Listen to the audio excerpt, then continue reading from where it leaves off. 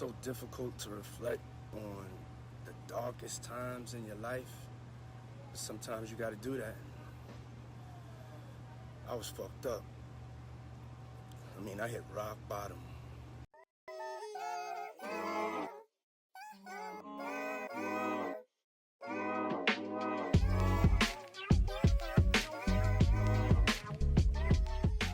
Hey, Conscious Crew. Welcome back to the Conscious Creative Corner where we unpack trauma to heal relationships. I'm your host, Sia, the Transparent Therapist. Today, you already know the deal. So, we're back here talking about the cycle of abuse. If you have not checked out my last podcast episode where I talk about the Never Ever Mets and how Dominique and her and their two situations started to become very volatile where they had to be off of the show. Today, we're actually talking about a real ongoing thing with Diddy and Cassie. I honestly did not want to do an episode on this just because I know it could be very triggering. However, Cassie did break her silence very recently. And in this silence broken era, she extended her support and gratitude for people who are going through the same thing that she went through. And then it's also important for us to note that we have to believe people when they speak to us. I think there's this thing going on where it says believe women. And it's not quite the Me Too movement, but I want people to understand that people's truths are their truths. And sometimes when women are being abused or people are being abused and we don't believe them because of the situation, it's really hard for us to kind of continue. So, for those of you who forgot what the cycle of abuse looks like, I'm going to put it up on the screen here because I talked about it last time and y'all should understand the importance of the cycle of abuse. So, for y'all who are new and y'all missed the last episode where we talked about the cycle of abuse, you can see it here on screen. And push over so y'all can see. And for my audio listeners, I'm just going to reiterate it verbally, right? So, when we're going through abuse, we look at the tension that starts. Tension building. So that tension building might look like having an argument. It might look even more subtler or more subtle, I should say. And it could be like your partner just being very stonewalled with you. That's tension. We know that something is about to erupt. We can feel it. And here, it's just stress that's occurring within the system. Then we move on to the abusive incident. In this case study, we're talking about Diddy and Cassie and the video that is worldwide, right? Outside of the video, we do understand that Cassie has made some allegations, which we probably know are true, about the numerous attempts or even attempts that have come to fruition where Diddy was abusing her. Now, I want to be under caution while I talk about this because, again, trauma lives in the body. So if you are a listener and you're listening to this right now and you're like, hold on, I don't know if I want to continue, please stop. I'm not showing the video, right? Because I do also understand the impact of vicarious trauma. And though you haven't gone through it, there are things in our body that will activate and it will bring us into a heightened state. So I'm not going to do that here. But what I am doing is talking about it. And sometimes when we talk about these things in our bodies can become activated as well. And we can become more restless. We might become more irritable. And that's because we have unprocessed trauma in our body. But here we're talking about the abusive incident, which is the surveillance video that came abrupt, right? Then this one doesn't state it here, but there's a reconciliation phase, and I couldn't find my initial diagram that I have, but the reconciliation phase is usually when it's just like a part of the honeymoon phase, right? Where it's just like, I'm sorry, things become good again. This person might buy you a nice gift. She might buy you something nice. He might bring you out to dinner. He might buy you a car. Everything's all good, right? Because sometimes we try to use gift giving, right? Or words of affirmation that are not necessarily filled with true, genuine, affirming words to coddle and soothe a once tense situation. After that, it becomes calm again. And as you can see here, the calm stage it just goes right back to tension building. So I want to talk about the apology here. So in the apology that Diddy had did on Sean Combs, we could find, and I don't know if you guys can see this on screen, probably not, but within the honeymoon phase and the abusive incident is where we might find an apology, right? The apology might not be one that's very discreet. It can be something that is more so in your face. It could be subtle. There's some sort of apology. It might be a pat on the back, like I'm sorry. It might look something like that. And I'm so sad that I don't have the actual diagram that I showed initially, but this, and I'm going to take this off screen for y'all. So this, what we're seeing in the apology that was issued by Diddy maybe a week ago. I watched it. I'm going to watch it again with you guys. I want to break down a couple of things that I'm seeing or hearing more so. So let's watch. And y'all tell me in the comments below what y'all think about the apology. Okay. It's difficult to reflect on the darkest times in your life. Sometimes you got to do that. I was fucked up. I mean, I hit rock bottom. But I make no excuses. My behavior on that video is inexcusable. So he is taking accountability in a very hush-hush way. And I say that because he uses very loosely my behavior in that video. It's not my behavior as in when I was kicking her. It wasn't my behavior when I put my hands on her. He's not very specific on what he does. And what we know when couples come to me for therapy, what I say to them is, what have you apologized for? Are you apologized for getting upset, but not necessarily apologizing for putting your hands on the other partner? Are you apologizing for misunderstanding? So here, this apology is a very blanket, broad statement. I don't know if it's coming from him. I don't know if it's coming from a publicist, but he is just doing something very broad. And as a victim, it might be nice to hear like, sorry for actually physically hurting you. Right. But then we have to tread lightly depending on where that victim is, because that victim might be like, hey, I don't even want to remember the horrible things you've done to me. Right. Because I might be re-triggering. But here, his apology is just my behavior. We could get a little bit more from you, sir, but I digress. I get it. We're all stressed. And sometimes we wonder if we have to even get up in the morning. Sometimes we wonder if that job is really worth it.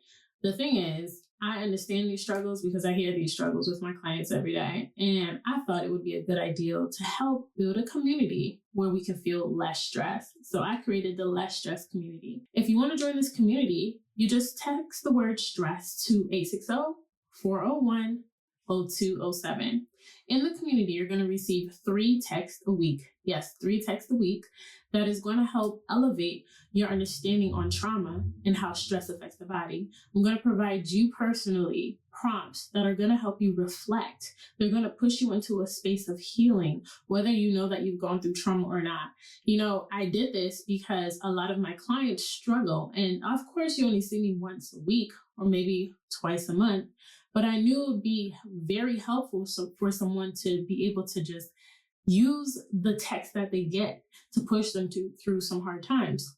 The best thing is it's only $17 a month and you can quit at any time. But trust me, you're not going to want to, because there's some amazing individuals in the community that can help you. So not only do you receive text, but you're also going to be able to converse and exchange stories and share your prompts with other like-minded individuals who want to heal. So I don't know what you're waiting for, because I'm texting everybody right now.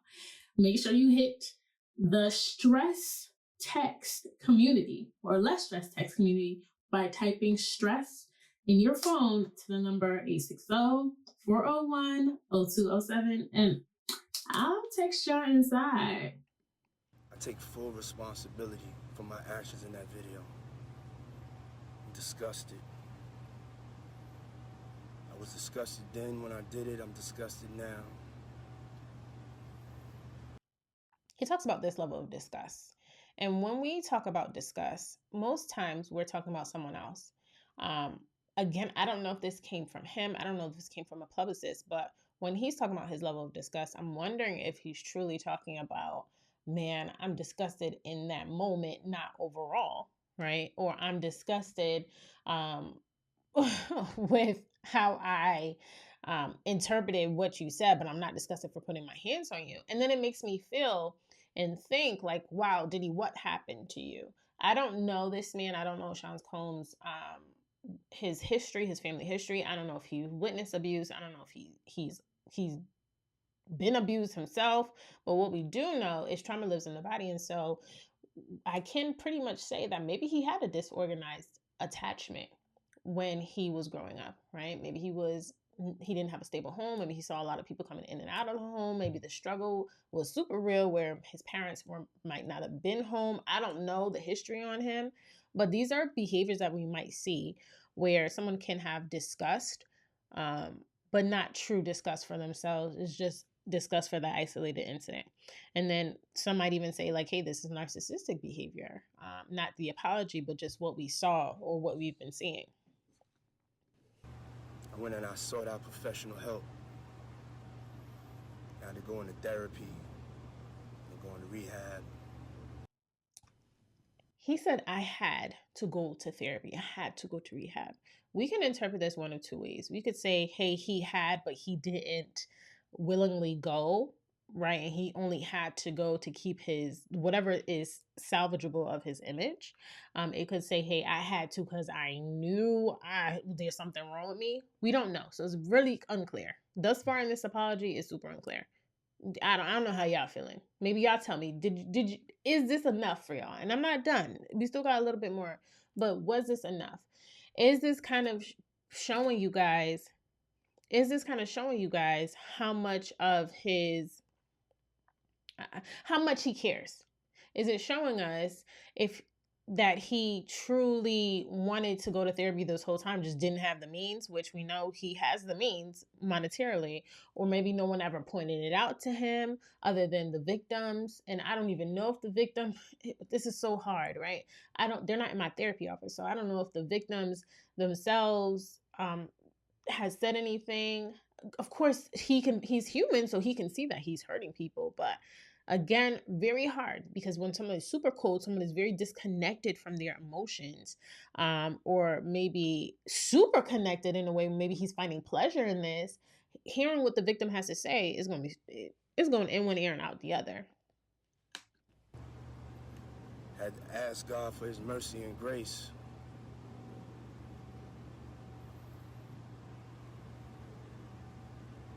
I'm so sorry. But I'm committed to be a better man each and every day. I'm not asking for forgiveness. I'm truly sorry.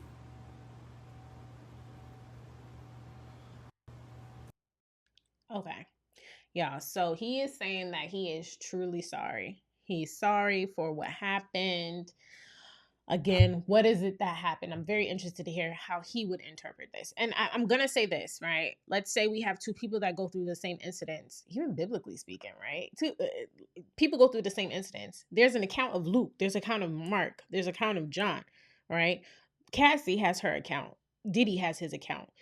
It's not until somebody is saying to Diddy, like, hey, this is what happened, but his perspective on it, I don't know. He said he was disgusted then, he's disgusted now. But what really propelled him into making a decision to go to therapy and seek help? What propelled him into the position to say, hey, something is wrong, help me? And we know it's the surfacing of this surveillance footage. Now, if we're thinking about the history of this man, we know that there are other people who have come out after Cassie, and people even prior saying like, hey, Diddy assaulted me in some sort of way. If you look through the records, there are some assault records there. One thing that I'm not sure of, right, and when it comes to the cycle of abuse isn't just physical. There is verbal abuse too. Right? We might have a partner, we might have a friend, we might have someone in our life who is just very verbally abusive, and it goes through that same cycle, right? The tension builds. Y'all are arguing all the time. They're constantly saying disparaging things about you. And then what happens after that? You'll have an abusive incident. Maybe this person is saying something that they can never come back from, right? Disparaging your character. Maybe they're saying, and again, we're thinking emotionally and mentally at this point, right? Maybe they're saying something like, man, I would never be with you, or you're nothing, right? All these things can count as abuse. So when I'm thinking about Cassie, I'm wondering at what point did Cassie realize she was being abused? And as I said in my last episode, sometimes people actually don't even know that they're being abused because it's become so normalized in their culture. If I remember correctly, Cassie was either 17 or 19 when she met Diddy and started dating Diddy. It might have been 19 because I can't imagine her being 17, or maybe it was 17 and we're on a hush hush, right? And so at 17, you're super impressionable still, right? He could have love bombed her, which is something that we use, or a term we use in the narcissistic community when we're describing like how someone brings someone in and lures them, right? He's helping her with her music career. And so she's probably using these things to anesthetize her, to kind of put her under this distraction of like the abuse that's happening. Because it's like, hey, if I could just take one more hit.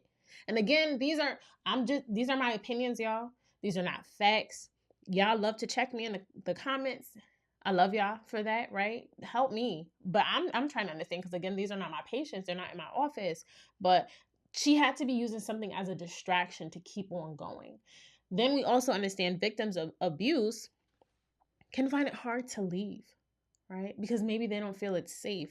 And as we saw in the surveillance video, it wasn't safe. Like, she might have felt like, I'm not safe. And it pains me because there are so many people in Cassie's life. She is a celebrity, and it can feel lonely even when you're in a crowd full of people. But I'm wondering, was there anyone who was just like, man, I know what Cassie's going through. Let me go help this sister out. I think there was a celebrity. It was not Birdman. Was it Birdman? There was some celebrity that said they remember seeing Cassie getting hit, or not saying get hit. She had to shave her head off or whatever. And I remember, I think he was speculating, and he was saying he didn't know if Diddy was doing something to her. But it turns out she shaves her head because her hair was missing, right? And so it's just like, whoa. And Diddy told her she needs to shave her head, right?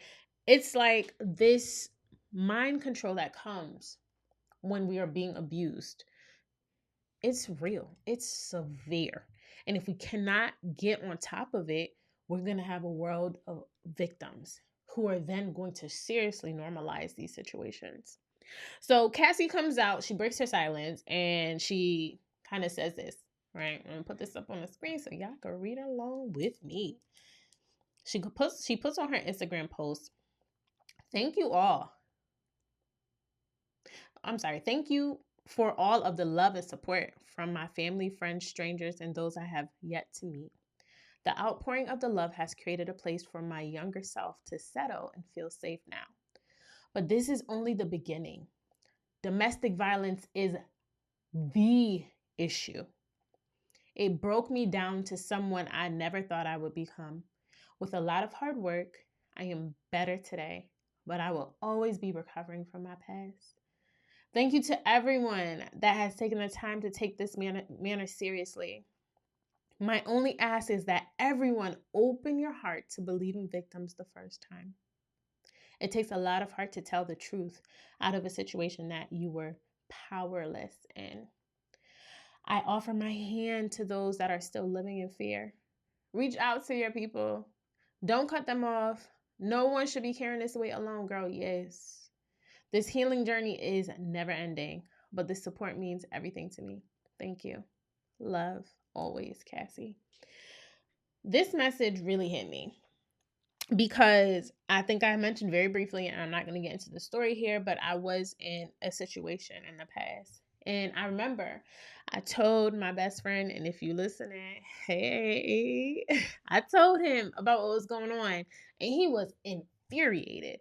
And I remember telling him, like, don't tell anyone because I'm scared. Like, I was scared this person I was in a relationship I thought he was going to drive me off a cliff. Okay. And I confided in my best friend because I was just like, I don't know what to do. I've never been in this kind of situation. Mind you, I was still in high school. So maybe 16, 17, right? 16, 17. And I remember my friend went and he told our other best friend. And then I get a call and I see my friend and he's calling me and I'm like, why is he calling me back to back? And I pick up the phone and my friend is like, I know you don't got such and such over here doing such and such. You need to leave that relationship now. And instead of me thinking like, wow, friend A, we're going to call my best friend that I confided in. We're going to call him Bob. I'm like, yo, why would Bob go and tell, we're going to call the other friend Dave. Why would Bob go tell Dave that I'm in this situation? And y'all, yes, my best friends were male. Okay. Why would Bob go tell Dave I'm in this situation? And I hated Bob for it. But looking back, as Cassie says, do not cut these people off. Because in my head, I'm like, I'm cutting them off. I remember it got bad, y'all. I remember this said person I was in a relationship seen Bob walking one day and splashed Bob because I almost hit a car. Because if y'all know who I am, y'all know who I'm going to talk about. So I'm trying to be very mindful. But he splashed Bob while he was walking because he drove into a puddle. And so even that was a form of abuse. And so y'all, when I say that mentally it can be hard because you feel powerless, it's true. You can feel very powerless. And for myself, I understood all of the tension that would build. And the thing is, the tension that I was in, it was subtle. It was not like anything horrible. I don't want to say horrible because it was horrible, but a lot of it was more emotional abuse than physical until it did get physical. All right. And if it wasn't for Bob and Dave, I don't think I would have still been in that relationship. They had to knock some sense into me. Okay. And so I say that to say we use a lot of things to distract ourselves, right? So I'm going to assume that Cassie was using her music to distract herself from the horrible things that was occurring with Diddy.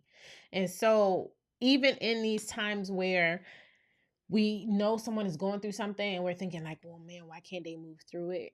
It's because they don't have the power. As Sis said, she felt powerless. As I can attest to you, I can feel powerless, right? And a part of the reason I'm here now is because I leaned on my supports. Now, as we transition back into this apology, I want us to think about how trauma lives in the body, right? Some of us reading this, listening to this, hearing that there was an apology, probably felt like, wow, this is great, until you really listen and you're thinking like, wow, something's not sitting well in my body. The thing is, when we go through traumatic experiences, think of it as shelves in your head, okay? You have these bookshelves, and maybe the biology books go on row A, and the nonfiction books go on no, nonfiction would be a biology. So nonfiction books would go on row A, and the romance novels and fictions go on row B. And let's say we get a romance fiction. That romance fiction is your trauma. Getting kicked downstairs, getting yelled at, getting punched, things thrown at. We now put that in row A when it should be in row B. So this memory, this trauma gets misplaced in our body. And though in a library, books in the wrong place are not going to be hurtful, but if someone is looking for this romance novel book, right, or they're looking for something, they're always going to be searching in the wrong place because it got misplaced. And so think of now our bodies are now always going to react traumatically because instead of us processing it correctly, it got misprocessed and misplaced somewhere. We can never take away the trauma, the hurt, or the things that have happened to us. However, what we can do is reprocess them in very healthy ways. As Cassie said, she got stuck. She didn't use these words, right? But what happens is, like, she was 17. I don't know how old Cassie was. 17, 19. Between 19 and they were together for maybe 11 years. So what's that? Maybe between 19 and 29-ish, right? She had this person, this little girl in her, and little girl because Cassie is well beyond 19 now, right? this little girl in her who has been suffering. It's very insufferable, right? Suffering from this traumatic experience, and constantly maybe she's married now, right? But she has her man. Maybe when her man gets around, she's like, her body tenses up because no, it's not Diddy, but maybe she didn't process it correctly. And again, these are just speculations. She did say now her through processing and a lot of work, that little girl in her has an appropriate place to live. Thank you, God, right? However, if we don't go through that little girl that got stuck, what happens? We get cognitively stuck in our trauma. She's there. She's lonely, and so that then starts to play out in our everyday interactions. And sometimes we don't even realize that it's playing out. We might be so hostile to a certain person, and that person is not the perpetrator. It could be someone completely unrelated, but there's something that person does that maybe on a subconscious level reminds her, using this as a case study, of Diddy. And so now she's constantly mad or constantly shy or just very standoffish with this person. And this is why it's super important for us to understand what is going on with our bodies, to reflect even things that are not a big T trauma like the violence. It could be something as small as losing a friend because of an argument. Super important for us to pinpoint and understand. So I am glad Cassie came out, because she stands for survivors. This could have gone so horribly wrong. There was maybe a girl 2 years ago who was big in the community. She died, right, because of domestic violence. And every Mother's Day, I think about her because she died on Mother's Day. And so it's important for us to just reach out to our communities, understand when we are in a cycle of abuse. So even in the Never Ever Met episode, y'all go watch it, because some of y'all are in that same incident and will not classify it as abuse and will make light of it. That's how it starts. That's how it can start, right? Sometimes it's not straight out the bat, I'm gonna kick you down in your head. It could be wrestling. It could be just the verbal abuse. That's how it can start. And I don't want that to continually permeate through our lives. So hopefully y'all learned something. Again, realize when you're in a domestic situation that needs help, the domestic violence hotline is going to be listed in the description box again for both audio and visual listeners. Right now, it is for the culture. Yeah! So I'm going to be real with y'all. There were so many things that I wanted to do for the culture today, but I think what I truly want to share is just my favorite food. So, coincidentally, my favorite food is ackee and sawfish. Ackee is actually Jamaica's dish. It is, what do they call it? Like, you know how everybody has a dish? It's like their main star dish or whatever. If you have not tried it, go try it. I'm going to let y'all know right now, it does not taste like eggs. Somebody come fight me in the comments. Come fight me, okay? God is going to be standing with me on this one, all right? It might look like eggs. And interestingly enough, let me connect this back to you. Sometimes what we see will influence our thoughts, which then will influence our emotions and behaviors. If y'all are seeing something that looks like eggs, your thought is, wow, this is going to look like eggs. Then your emotions are going to be like, this is good because eggs are good. And then your behavior is, oh, I'm going to eat it because it looks like eggs. That connection there only happens because you think it looks like eggs. Your perception is a little skewed, right? To be true, ackee is actually very harmful if you do not cook it appropriately. Eggs are not, people eat eggs raw, and I don't think they die from it. So they're not the same. They're not Jamaica's version of eggs either, because Jamaica has eggs, y'all. We got eggs. We got eggs. So go try it, and then hopefully my favorite will become y'all favorite too. You know what is interesting though? I'm almost certain a lot of y'all have not seen the Never Ever Met episode, so just click it right here.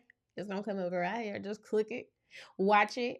You'll see the other chart that I mentioned where we talk about reconciliation. The chart that I have up today, still a very great chart for you to understand when you're in the honeymoon phase and when it moves to the calm phase. But reconciliation is 100% there.